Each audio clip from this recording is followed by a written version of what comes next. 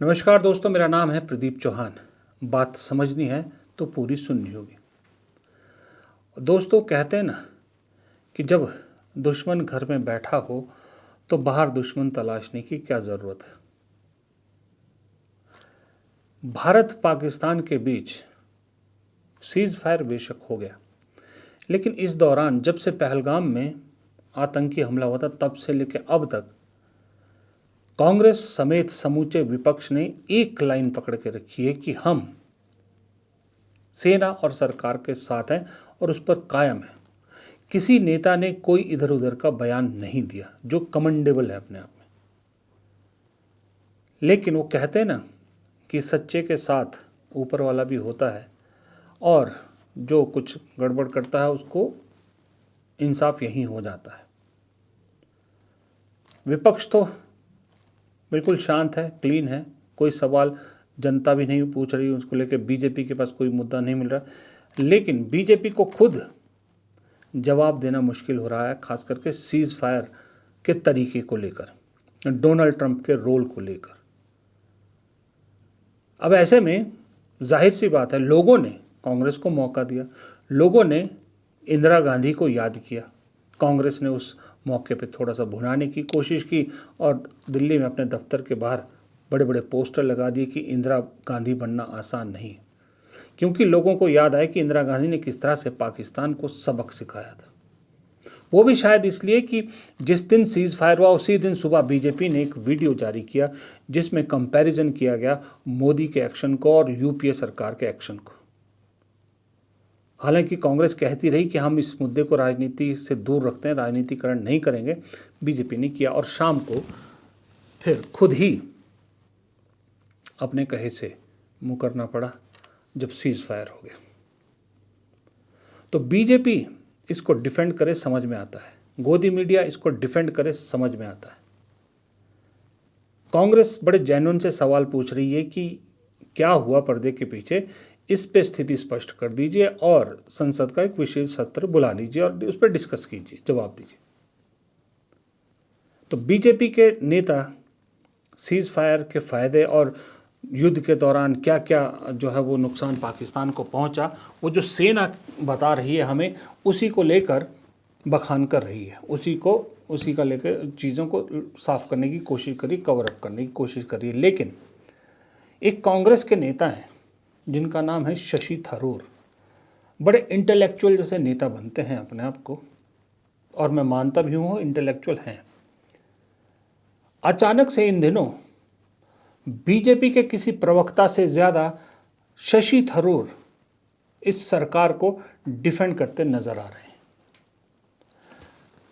कांग्रेस को एक एडवांटेज मिला जब इंदिरा गांधी उस दिन याद आई और इंदिरा गांधी ने कैसे पराक्रम किया था, कैसे प्रधानमंत्री रहते हुए अपनी रीढ़ की हड्डी सीधी रखी थी। वो वीडियोस शेयर हुए तो कांग्रेस ने भी पोस्टर लगाए, जैसे मैंने पहले कहा।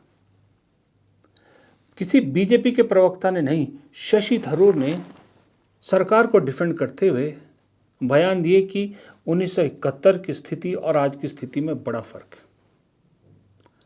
उन्होंने 1971 की स्थिति को कमज़ोर बताने की एक तरह से कोशिश की और आज जो स्थिति थी इस भारत पाकिस्तान के युद्ध की, ये बड़ी टफ थी, ये बताने की कोशिश की और एक तरह से मोदी जी को डिफेंड करने की कोशिश की।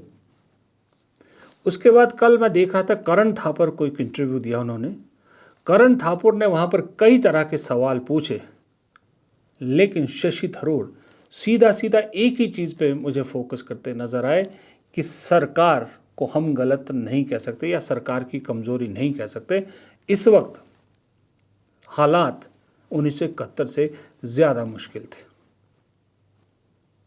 हो सकता है, मैं मना नहीं कर रहा, लेकिन जब आप एक पॉलिटिकल पार्टी से जुड़े हैं, आप एक उस पॉलिटिकल पार्टी के सांसद हैं, आप उससे पहले ब्यूरोक्रेट रहे हैं, आप अपने साथी ब्यूरोक्रेट एस जयशंकर को डिफेंड करने की कोशिश कर रहे हैं, इसके साथ ये भी तो देखना चाहिए कि आपके इस काम की वजह से आपकी पार्टी को कितना नुकसान पहुंचता है।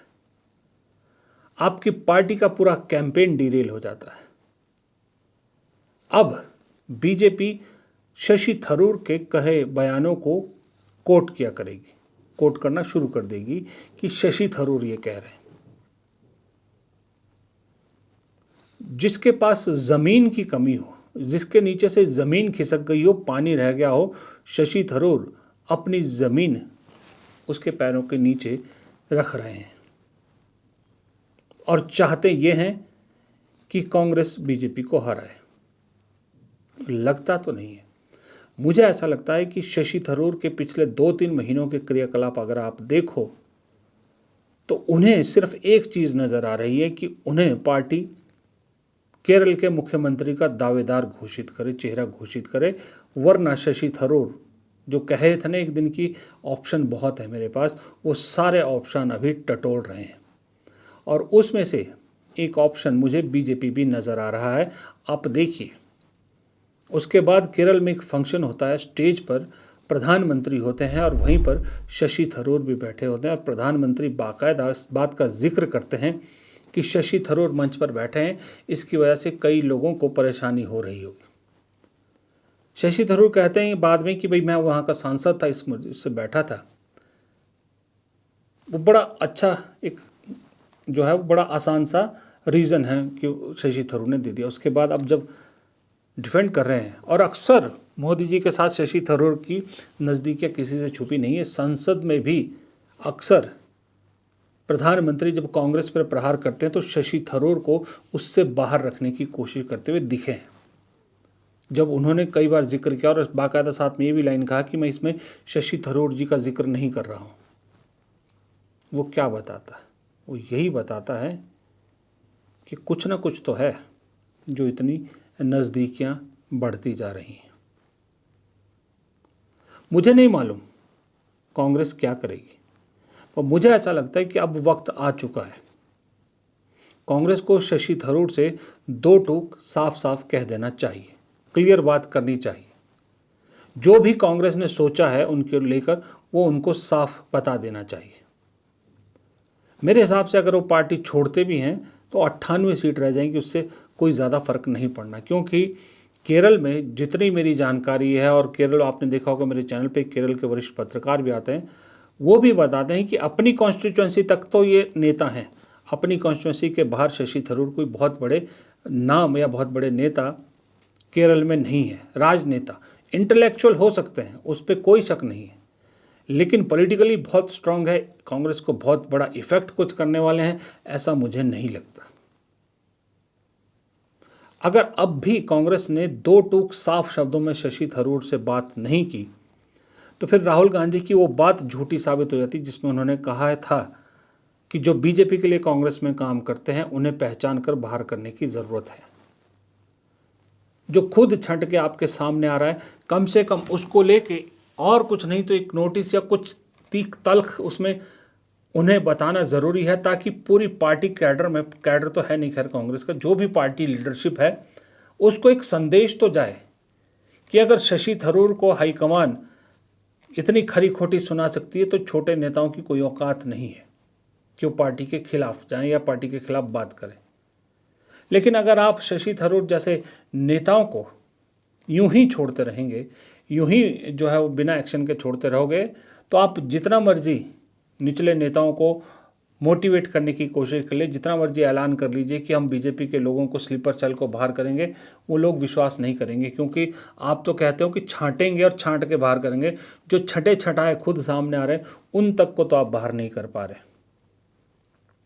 दूसरी बात, कांग्रेस में एक मैसेज बहुत स्ट्रांगली जा रहा है ऊपर से नीचे तक कि कांग्रेस को सिर्फ और सिर्फ केरल लॉबी चला रही है। जैसे बीजेपी में कहा जाता ना कि गुजरात लॉबी चला रही है, कांग्रेस में केरल लॉबी चला रही है। ये मैसेज बड़ा स्ट्रांगली नीचे जा रहा है, क्योंकि शशि थरूर बड़े नेता केरल से, केसी वेणुगोपाल जीएसओ केरल से, रमेश चेन्निथला केरल से, AK एंटनी केरल से, और भी बहुत सारे नाम, प्रियंका गांधी को मान लीजिए सांसद केरल से। पार्टी में इस वक्त जो डिसीजन मेकर्स हैं वो सारे केरल से हैं, और अगर थोड़ा सा उसको बड़ा करें तो ऐसा लगेगा कि दक्षिण भारत से ही पार्टी जो है कंट्रोल हो रही है। उसमें फिर मल्लिकार्जुन खड़गे भी आ जाते हैं। तो ऐसे में इस मैसेज जो जा रहा है पार्टी के अंदर, इसको साफ करना भी ज़रूरी है कांग्रेस के लिए कि ऐसा नहीं है कि एक अकेला प्रदेश सब पर भारी पड़ रहा है। ये नहीं होना चाहिए। और अगर ऐसा संदेश देने के लिए बहुत ज़रूरी है कि शशि थरूर से दो टूक बात की जाए और के.सी. वेणुगोपाल का इन्फ्लुएंस भी कम किया जाए। वक्त आ चुका है कि जल्द ही जैसी ये देश की स्थितियां क्लियर होती है, जो भी इस वक्त माहौल बना है, जैसे उससे बाहर निकलते हैं, जैसे ही कांग्रेस संगठन पे काम शुरू करती है, सबसे पहले नया जनरल सेक्रेटरी ऑर्गेनाइजेशन तलाश करे और उसे जल्द से जल्द जिम्मेदारी दे। तभी आपकी पार्टी के निचले नेता तक ये संदेश पहुंचेगा कि दक्षिण भारत या सिर्फ केरल की पार्टी नहीं है, ये पूरे देश के लोगों को रिप्रेजेंट करती है। फिलहाल इस वीडियो में इतना ही। प्रदीप चौहान को दीजिए इजाज़त। नमस्कार।